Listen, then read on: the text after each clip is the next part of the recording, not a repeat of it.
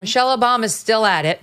Still at it. And in this particular soundbite, she's got thoughts on relationships. Listen here. Relationships are long and there are also ebbs and flows, right?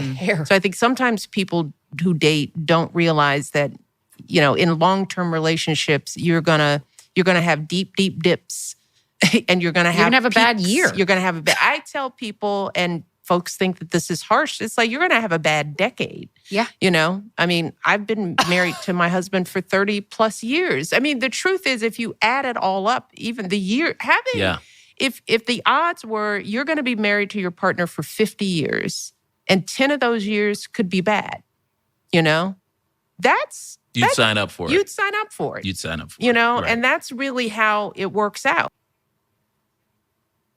Is it, Michelle? It's not. I've been married for 17 and a half years and not one was bad. I think she and he married the wrong people. I think you're 100% right. This is only her third episode.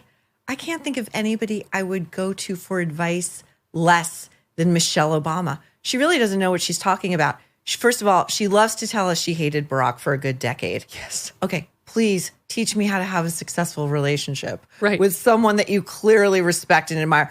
Every time she's on the air, it's like, I'm dragging this ball of dead weight behind me. His name, Barack Obama. He's bringing me down. I'm trying to elevate myself with like these things on my head. It looks like Mickey He's like, Mouse. it's so like weird. the two ears up there, these two big balls on the left and the right of her head. Like, what kind of midlife crisis is she in the throes of right now? No, she's constantly. You see the other one where she had the three balls on the back of her head, and I think it was Benny Johnson was calling it her Stegosaurus cut. That's what it looks like the back of a hilarious. Stegosaurus. I think that her.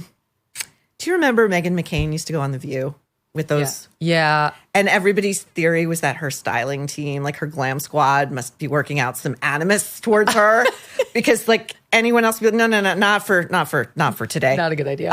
And she's also Michelle. So she's constantly like hitting that wound of like, are we divorcing? Don't be gossiping about us. You know, I'm just trying to be an independent woman over here. I hate my husband, but I love my husband. But you know, when she's not doing that, so her brother is her podcast co-host. She's constantly berating him. Like every episode, you didn't tell me you were having marital problems.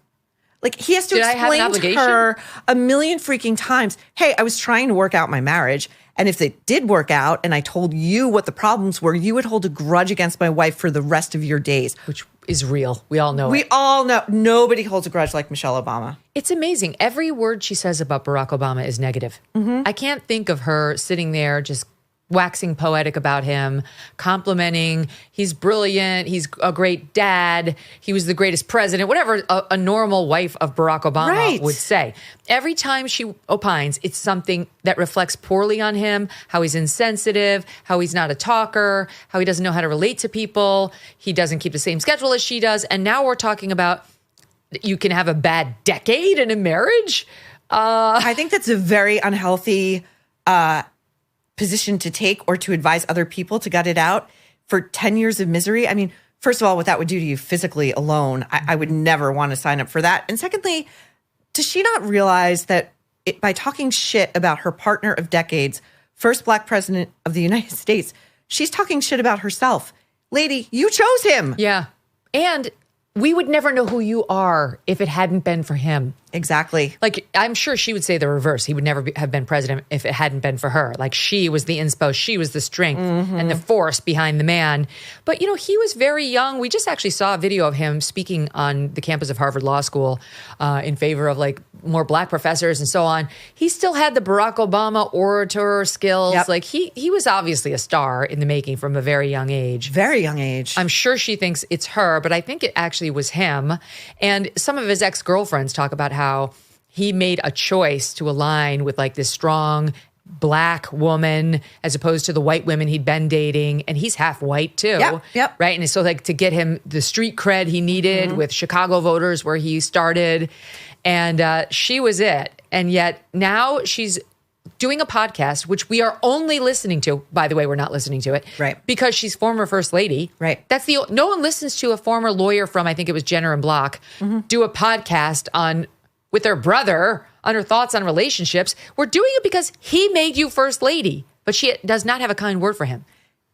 He made her famous. And aside from the lawyer, didn't Valerie Jarrett give Michelle Obama like a no-show administrative job at a Chicago hospital, like $600K a year, while they were all getting ready? They were all grooming Barack to be president, right? That young of an age, the Chicago political apparatus knew this guy could go to the White House, right? So they were like, let's take care of him and let's take care of the wife and like, let's make sure, everything's seamless.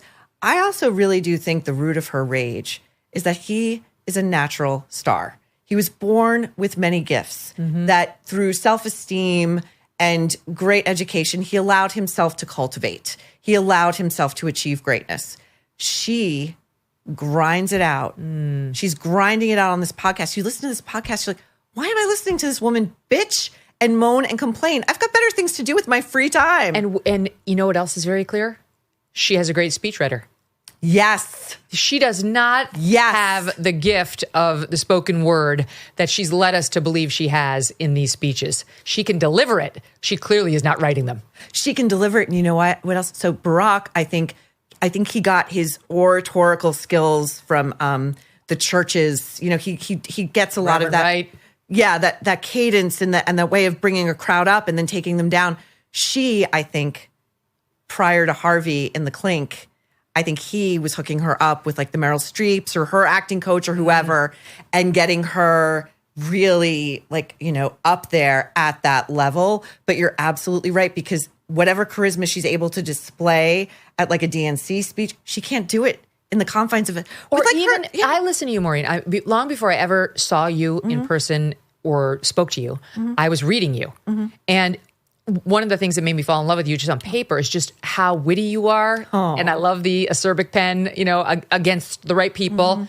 And you're very smart. And I've said this to my audience about you when you're not here. It's just like you always say something different. You don't comment any story with the same talking points that we hear everywhere else.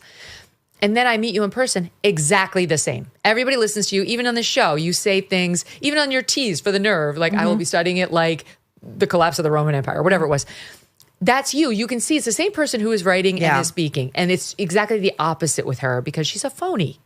Well, thank you for those kind words. And yes, I always want to come at something from a different angle, just like you do. And it's not like it's that hard for me. It's just like I get tired of hearing the same people parrot the same talking points or the same observations when I'm thinking differently. And instead of going, I should shut that off because like I think differently, I want to express that because I think and suspect that more people than not feel the way I do. They just can't say it because now it's not the thing you say. And because they don't have the nerve. Exactly. But that's with Michelle Obama. That's it. There is not an original thought rattling around in that head. She's having conversations that like teenagers have. It's so boring. Nobody's watching it. So boring. The only person who has fewer watchers and listeners is Chuck Todd and the Chuck Todd cast. You've heard about tariffs recently, plus inflation, supply chain disruptions. It's a lot, but there is a silver lining that most people missed. President Trump specifically exempted gold and silver bullion from the tariff talk. The administration preserved the ability to diversify into precious metals. If you are concerned about your savings, consider a free consultation with a Birch Gold precious metals specialist. The first step is to text MK to 989898 and receive your free no-obligation info kit on gold. Learn how to hold gold and silver in a tax-sheltered account. Birch Gold will help you convert an existing IRA or 401k into a gold IRA for no money out of pocket. With an A+ rating from the Better Business Bureau and thousands of thankful customers, consider texting MK to 989898. Again, text MK to 989898 to claim your free info kit right now. Thanks so much for watching. If you like what you just saw, hit the subscribe button for more clips and full episodes.